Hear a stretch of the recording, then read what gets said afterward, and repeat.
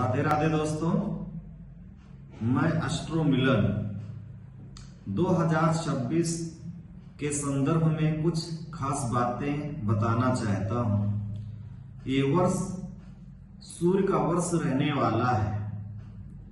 क्यों रहने वाला है?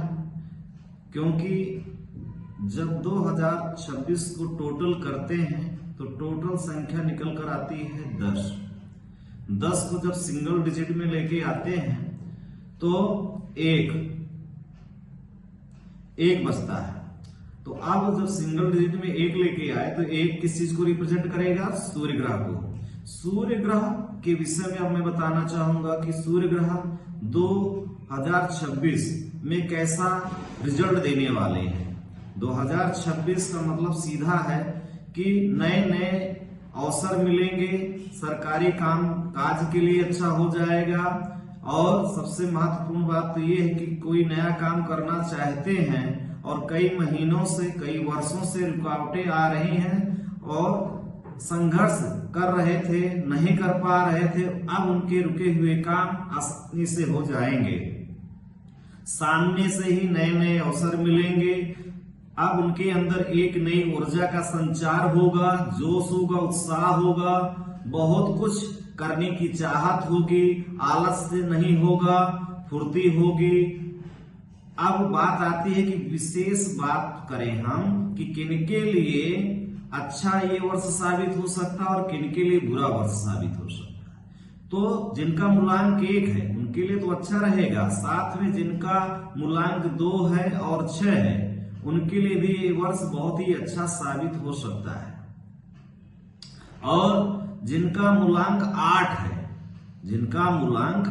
है, ये वर्ष उनके लिए कहीं ना कहीं थोड़ा कामकाज में विलंब होना, टेंशन होना, तनाव मिलना, शारीरिक रूप से थोड़ा कष्टकारी साबित हो सकता है।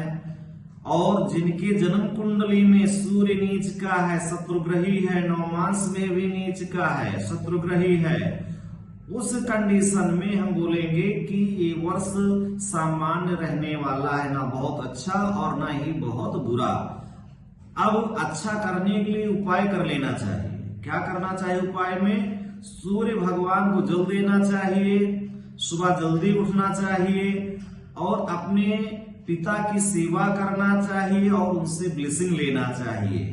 क्योंकि सूर्य पिता का कारक ग्रह भी है। यदि सूर्य से रिश्ते मधुर रहेंगे तो सूर्य यदि जन्म कुंडली में नवमांश में भी कमजोर है तब भी सूर्य अच्छा फल देने में सामर्थ हो जाएंगे। कमजोर है, डिग्री वाइज भी कमजोर है, वो भी अच्छा फल देना शुरू कर देंगे। अब हमें क्या सावधानी रखना चाहिए? इस वर्ष 2026 में अपनी गोपनीयता नहीं बताना चाहिए और ना ही जो है अपना कॉन्फिडेंस लेवल डाउन रखना चाहिए।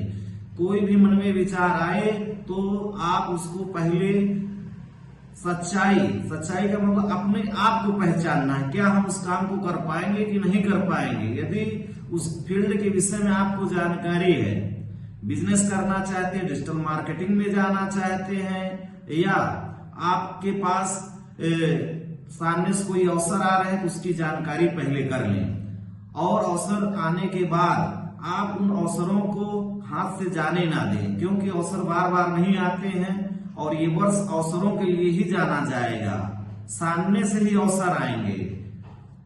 कहने का मतलब ये है कि अब आप पुराने ख्यालों से आपको निकलना है और नए विचारों को अपनाना है और आगे बढ़ना है। 2026 में आप वो काम कर सकते हैं जो पिछले वर्ष आप नहीं कर पाए। क्योंकि पिछला वर्ष सबके लिए बहुत ही संघर्ष वाला था, लेकिन ये वर्ष सबके लिए बहुत ही खास रहने वाला है। मूलांक 1 के लिए और सिंह राशि वालों के लिए भी खास रहने वाला है। एस्ट्रो मिलन नया चैनल है, आप इससे जुड़िए। आपको नई नई जानकारियां समय समय पे मिलती रहेगी।